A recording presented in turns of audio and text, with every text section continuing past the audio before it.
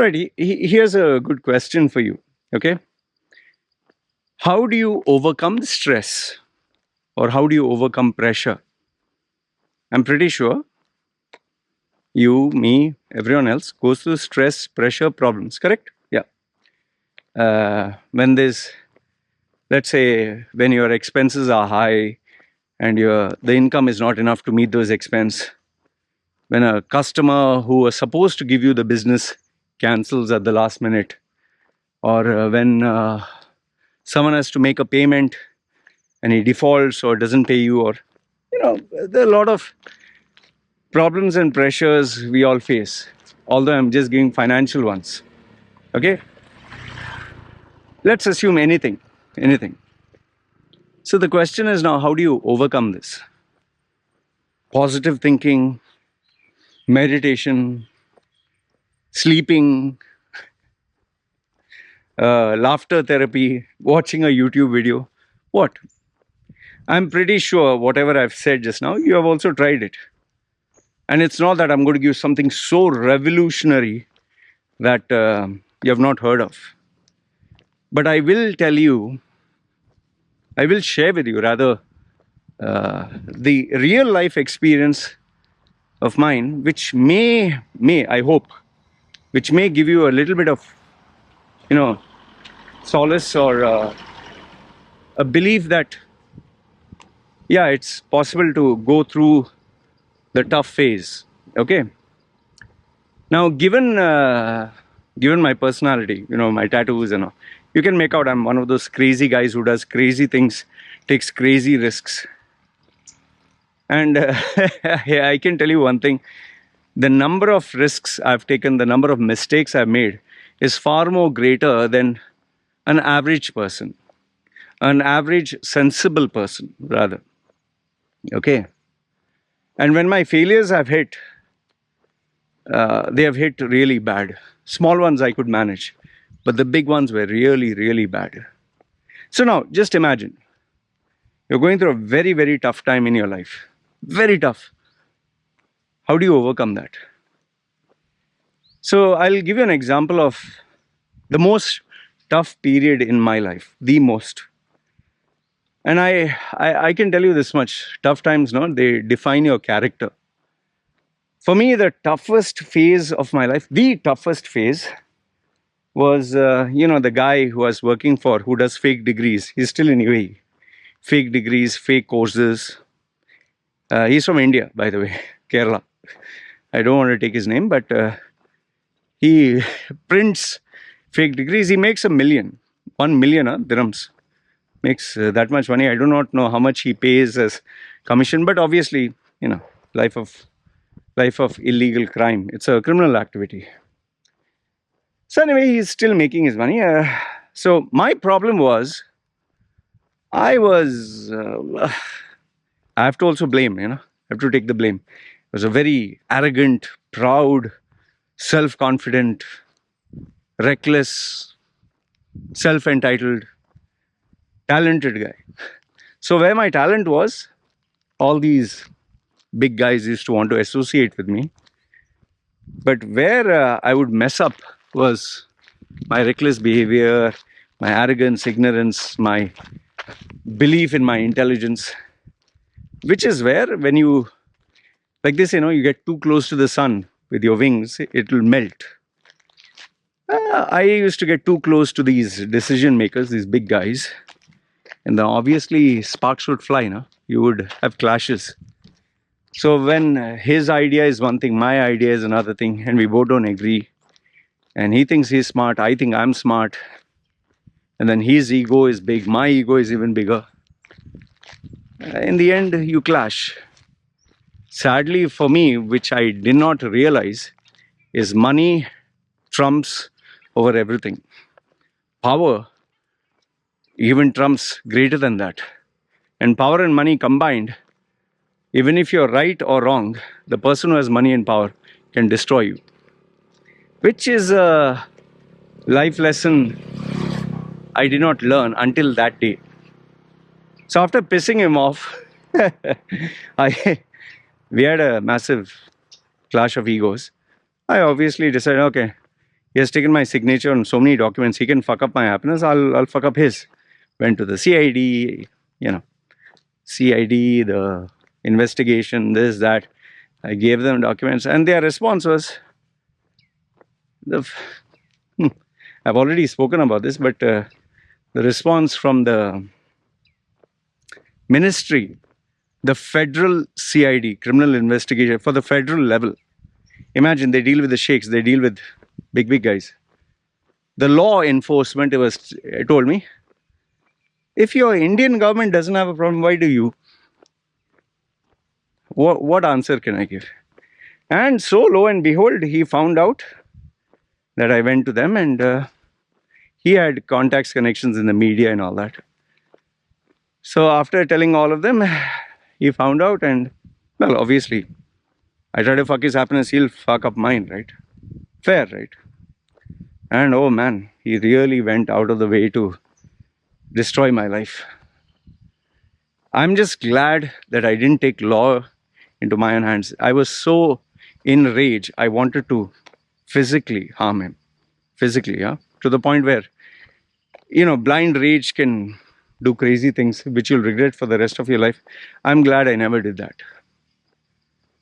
But because of that, because of what I had done, I had to pay the price, right? So he cancelled my this thing and made sure I would get a ban and made sure I was thrown out of India with a false claim. And, that's people, sometimes in the comment section they write, I was banned from the UAE. In a way, they are right. I was wrongfully banned from the UAE, wrongfully, which I managed to get it out, because if what he said was legit, I would still be banned.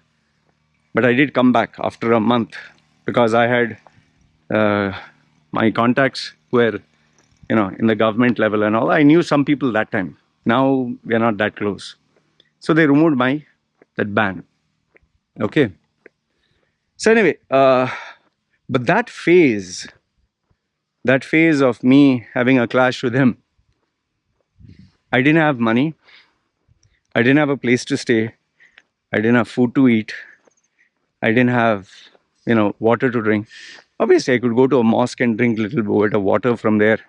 Food, I could, cafeteria, ask him a little bit of rice and curry. My favorite snack was coca noodles. Those Maggi noodles. But now the question is, how did I overcome all that stress? Because just imagine, you're not allowed to work, because I was there. You don't have money. Obviously, you'll not have any friends. And worst part was, my relatives were never close to me. My own mother, dumped me, which I'm pretty sure you know my story. I've said it so many times. So when you are in a dark place where there is no hope, where there is no future, where there's nothing. I mean, what do you do? And in my case, I didn't commit any crime other than working for that guy and being a trainer, like being a marketing, branding guy. He was doing the fake degree nonsense. I was just working, offering my creativity as a speaker, communicator, networker. And now here, I was made to pay the price. For what? For my ignorance, my arrogance, my pride.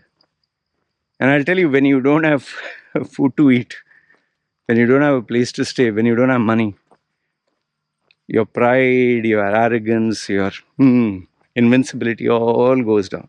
Like this, when you're hungry, you remember God. Don't worry, in my case, I didn't. I stopped to believe in God when I went through this. Many people, when they suffer, they think of God more. My case, it was opposite. I was like, fuck all this. So what did I do? Here are a few tips which may help you. Number one is, see, when I went through the tough time, when I was sitting all alone in a room and there was nobody there, and I just had that laptop, thankfully with that hotel connection for Wi-Fi. It was a cheap hotel, and somebody had given me a little bit of money. So that's how I was able to pay. And yes, whomsoever could donate a little bit from Dubai. So I was there, and the first thing which I suggest you to do is write. Not write down your thoughts and feelings, which is also good when you're depressed, but write down your problem, all your problems, whatever they are. Just write main heading. And then out of all those problems, choose the most important one. Choose the one that you know if you worked on this, all other problems will get solved or sorted out. For me, after I wrote down all those problems, no money, no food to eat, no place to stay, no friends, no relatives, I'm in India, all blah blah, I put everything. Okay. Then what happens is when you write on a sheet of paper, you you can actually get clarity. You can see your problem. You can see these are all the problems. And I emptied myself whereby there were no more. There was nothing more to write. Okay, these are all my problems. Okay, I even wrote the silly ones. Like, oh, I'm little overweight. I'm not doing exercise. Even the silly ones. Okay. So finally, I identified the most important problem, and the most important problem was, which if I solved, would take care of everything else. And that problem was I needed to get out from India and go back to UAE, because obviously in India I didn't know anyone, didn't have a job, didn't know where to go, nothing. I wouldn't survive in India, especially that time, 11 years ago, 12, yeah, 12 years ago maybe, 35, yeah. Uh, so okay, I identify that. Once you identify the problem, the next step is think of all the possible solutions, every solution that you can possibly think of. So I thought, okay, what are the solutions? How do I get out from India? Obviously, can't run away, can't do like how the asylum seekers are doing. So fly by airplane, don't have airplane ticket, get a visa, I don't have a visa. So get someone to sponsor me, but I'll have to speak to someone, get a job which is very remote. So I wrote down all the possibilities how to get out from UAE. But it came down to getting a visa. So next one was, who will give me the visa? So I made a list of all the names. And immediately I set about, you need to work on it. Once you decide your problem, you don't just sit and write and think, and you have to execute. Immediately I started to email these people, and it was to the point. No, how are you, sir? And this, and straight away, I need your help, and this is what it is. Finally, I managed to get, thankfully, my mentor. He, you know, he was ready to help me because he knew me, he knew my character. And thanks to him, he spoke to a couple of people high up in the ruling family. Okay. And he spoke to people at the top notch CID, this, that, all those levels. He managed to prove that I didn't do anything illegal. And lo and behold, I, got the solution. Okay. So now, this was later on, but obviously that time I didn't know. So, okay. Now, that was one problem. The second one was, so I've sent this guy the email, I've sent this guy the message. Now, what do I do? How do I spend time? Well, send an email, you can't force him to answer, right? So what I has to always do is do some work or another. When you keep yourself busy, your mind will get occupied. And it is not just something that involves thought. Because if you're only sitting down and thinking, your brain will get distracted. And especially if you have an ADHD brain like mine, you can't focus on one thing without getting distracted. So I would do things that involved some amount of physical work. Like I would go to a place and read a book. So obviously it's outside my comfort zone. And especially exercise. I would go to a gym, very cheap gym. Like today, now you see what I'm doing? I'm walking. I'm walking up and down, and this takes care of my ADHD also. So it's exercise. so that energy is taken care of. And if I'm at home, let's say I feel restless, okay, I will clean up the place, I'll keep things in order. Okay. And if I'm still restless, okay, I will think of doing getting out of my comfort zone. Let's say instead of sitting in the room, I'll sit outside with the laptop. Okay, so there's always some involvement, and always keep doing something. Have a plan. I'm going to keep myself busy. Okay, that's next. Apart from that, I told you some of the other solutions. Watch a educational program, or sometimes maybe a movie. Sometimes meditation. Oh, that time I has to really practice meditation a lot. I has to meditate 3 to 4 times a day. Nothing like Om and nothing, no, just silence. Sit. If you can Google search Siddha Samadhi Yoga, SSY, they teach you how to just close your eyes and meditate without thinking anything. It's not you're going to sleep. Sitting down and, oh, you'll not believe, sometimes I has to zone out for 45 minutes even without realizing. So I do this, 3 to 4 times a day.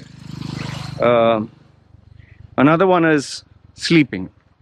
Sleeping is very important because it helps you shut down your system and reset. So exercise, meditation, sleeping. The third one, the next one, another thing which has to do is you have to be very careful what you eat, because there's a tendency for some people when they get stressed out, they eat a lot, and sometimes they end up eating unhealthy stuff. And especially if you're a smoker or you're a drinker or you're addicted to food, you tend to overdo it. So I have to be careful over there. Then, okay, that part was taken care of. Yes, this is another thing which you can do, is reach out to someone for emotional support. And that is something which I did do. I reached out to a couple of people, and they were very kind enough to talk to me multiple times throughout the day, just a few words or a few messages that, give solace to my heart. So, yeah. And yes, the most easiest one is reading a book. Okay. So, yeah, this is what I used to do.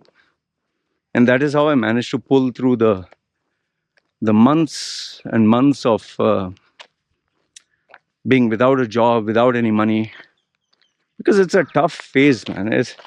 But yeah, one very important thing which I forgot to tell you is, with all this worry and all this stuff, the most important thing which I was doing was I was focusing on my brand. I'm not saying this because I'm a personal branding guy, but I actually used to focus on marketing and selling myself. Like writing a blog, writing an article. That time I was not very active. I hardly was putting anything on YouTube. Sending people emails, just checking up on them, sending them messages. Hi, how are you? Networking. Whatever it took to make people know that I was there. And at the same time, trying to figure out, okay, what should I do next? Trying out new things. Even when I came down to Dubai, I didn't stop trying new things, going for networking events. Imagine, I don't have any money. I'm doing odd jobs like driver and this and that, and still I'm going for business meetings or meeting up with decision makers or going for Toastmaster club meetings or uh, anything and everything, man. Just to survive, just to keep the ball rolling.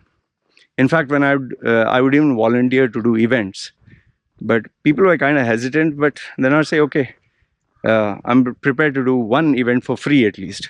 So that put my foot in through the door. And you will not believe, but I started training that way by offering my services for free. Seriously, for free. And told them, you just take care of the venue cost, you take care of the food cost, you take care of the other accessories and whatever. I has to directly speak to the owner. Imagine a guy who didn't have any money. In fact, I'll tell you the story. Maybe if you are interested, you can comment down below. Landmark Group, no? Landmark Group. I had to do a training for them, and I made one big blunder, which I will tell you about later. If you're interested in that, so massive blunder, which literally would have, I don't know, in normal circumstances, would have caused me a lot of problem. But the most embarrassing thing, what happened was, just before the training, just imagine I'm supposed to conduct a training for the middle level management. Just before the training, the outfit that I'm wearing, my trousers, jeans, from my zipper all the way to a little above my knee, okay, the trouser ripped. I have no idea how. Maybe when I was sitting down, or just ripped. I can't recollect how did it rip. And thankfully I had this long shirt, this shirt which was like a big, this thing which came up to my knees, loose shirt. I was a big guy. I have that photograph. And man, it was crazy, man. I had to conduct a full workshop to a fashion outlet, Splash, while wearing a trouser that was torn. Thankfully, nobody saw that. If you want to know more about it, just comment down below. I'll make a video, separate video. It's another story in itself. So yeah, I went through life with all these ups and downs. But every time I was stressed out, every time there was a problem, every time there was no money, I'd always do something or another. Stay busy. Because, they say idle mind is a devil's workshop. It's, when you sit and do nothing, all the crazy, depressing thoughts come to your head and you go mad. So I would always do something or another. Exercise, or read a book, or network, or meet someone, and it would never stop. Yeah, that's the only way I kept my sanity. See, before I conclude, I'll just share with you this much. Okay. On YouTube, I want you to type search for solitary confinement. People who have been through solitary confinement. Solitary confinement is where you are jailed in a room where there's nobody, where there's no noise, where there's nothing. And you'll be jailed there depending on your crime, however long. Maybe you can be 1 week, maybe 1 month, maybe it can be even 3 months. In some cases, it's so short. Just imagine you're sitting in a small room, okay, small room, and there's no noise, no noise. There's no TV, there's no radio, there's no newspaper, there's no book. And the worst part, there's no clock to see the time. They have tried this experiment with some people to see how long they would last. Normally, people wouldn't last for more than a day. Forget, in some cases, more than 1 or 2 hours, because you have no sense of time. And you don't know it's night or day also. And then some of the other worst form of tortures is where they put you in a solitary confinement with no light. It's dark. Okay? You're supposed to be in a dark place. And then there are different levels. Maybe they'll put you in a dark place.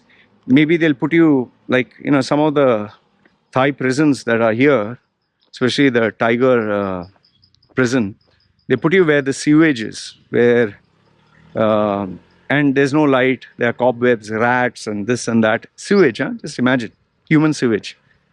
And you're there. So that is why the ones with the highest criminal offense, which I've always said, if criminals knew what kind of punishment they would get, I really do not know what would prompt them to commit a crime or live a life of crime with such horrific punishments.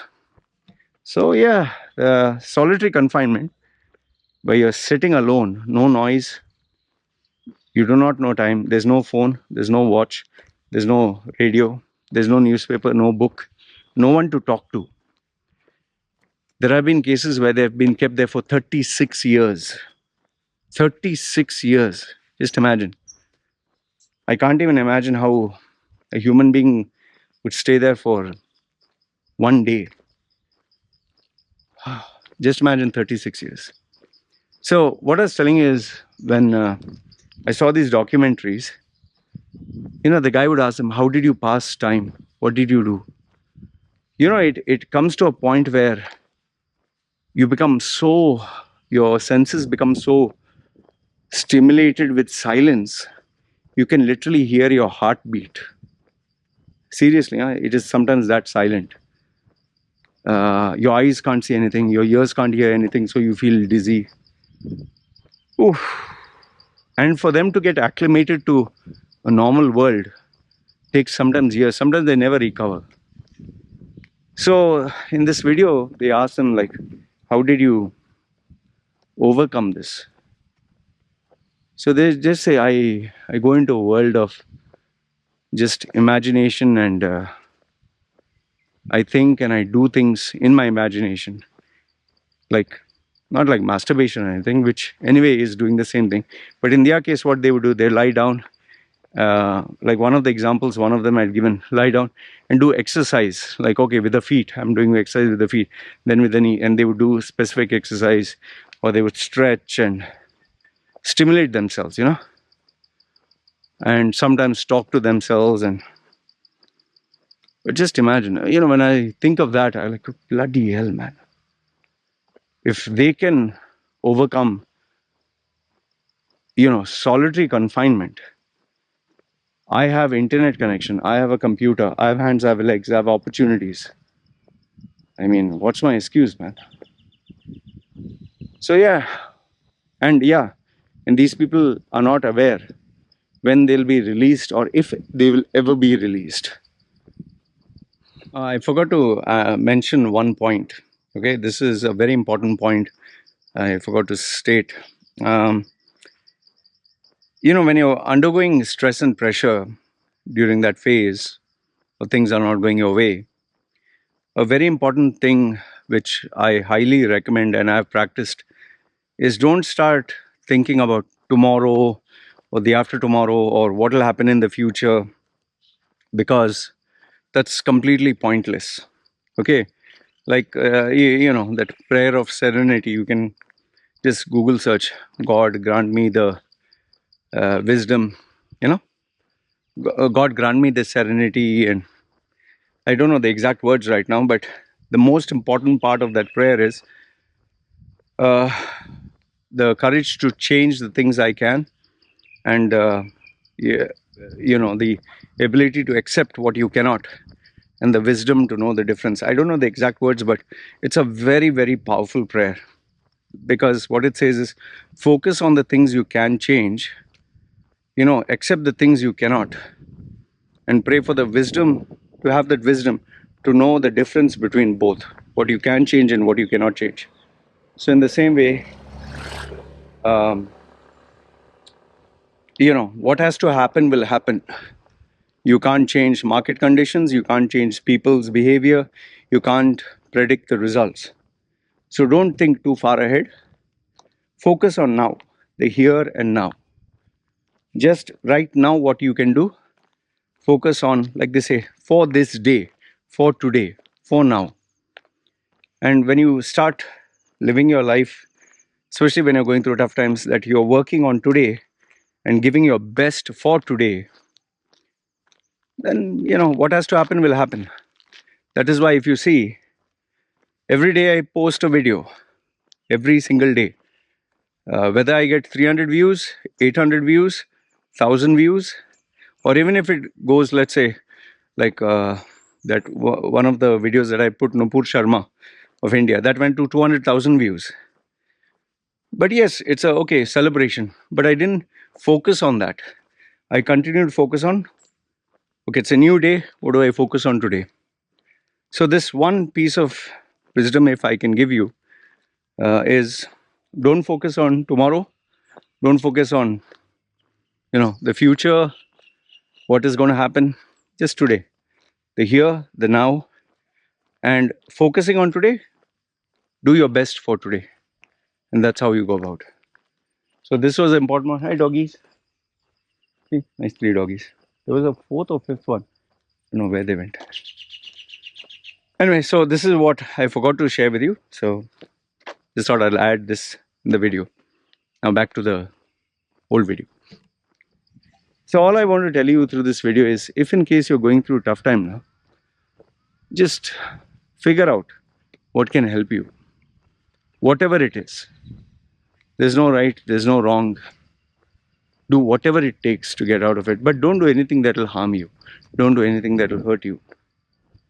And one thing I can assure you, once you go through this phase, you'll come out as a much different person, much more stronger, much more focused, person with a lot of gratitude, and you'll never be the same. For me, the Loy Machedo I used to be, now when I look back, I'm like, ah, what an idiot. And I can tell you one thing, the Loy Machedo that I'm today, had I that same problem, maybe I would have ended it amicably, shook hands, and left peacefully, which I should have. Which honestly speaking, I should have. This is something you learn in life, only through experience, not through books, not through anything else. Anyway, this is what I wanted to share with you. I hope this video proved to be useful. If yes, just comment down below. Let me know your thoughts. Love to hear from you guys. All right. Guys, take care. Me signing off. Ciao.